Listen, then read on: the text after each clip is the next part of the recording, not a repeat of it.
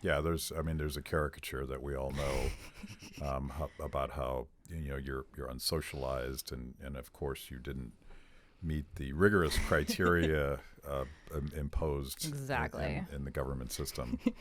But my predilection just tells me that that's all BS, and I think the data backs that up. 100%. Yeah, I think if anything, like I noticed this. So one of the first things that I did after I graduated from high school and I was kind of trying to figure out what I wanted to do with my life, I started teaching classes to my old homeschool group because I was a writer. So I taught writing classes. And then one of the moms who had her kids in my homeschool writing class she worked at an after school program, and she hired me to teach writing classes there too. And that was the first time that I'd really seen homeschoolers and public schoolers side by side and could like measure the differences in them.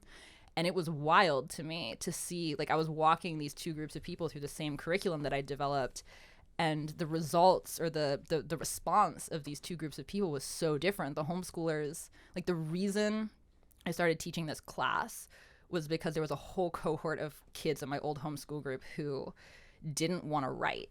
Mm-hmm. And I was like, well, I'm going to teach your kid, like, my value proposition is I'm going to make your kids like writing. I'm not going to teach them any grammar. I'm not going to teach them how to write a 5-paragraph essay, but they're going to enjoy the process of writing by the time I'm done with them. And that's what I did. I taught them how to write fiction, and I had creative writing prompts. And at the beginning of the course, nobody wanted to write. And by the end, I had kids coming in who were bringing in, like, stories that they'd written in the week between classes, and they wanted me to read them.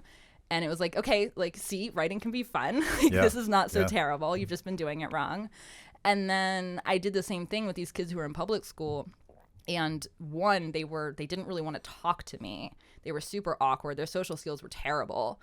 But they also fought me tooth and nail to do the actual assignments. Like, the little kids were okay. Like, the 1st through 3rd graders, they caught on pretty quick and they had fun. But, like, 6th grade and up, they just sit there with their head in their hands at the desk the whole time, and I'd have to sit there and be like, well, like, what's the first thing that comes to mind when you look at this prompt? And they'd be like, I don't know. Yeah.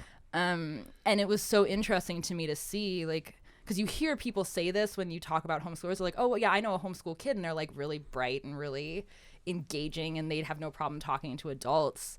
And I think that's, in my experience, has been incredibly true, because these kids, one, they're not learning that learning's terrible. So they're open to learning new things, and it's fun for them. But they're doing things in the real world while all of the other kids are, like, siloed in these fluorescent lit cinder block boxes all day.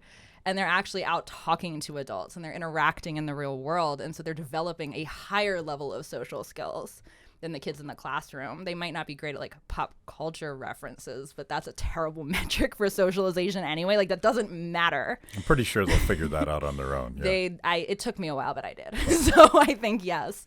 But they're learning the things that actually translate to the real world. So I think there's a very strong argument to be made that they're actually better socialized than the public school kids.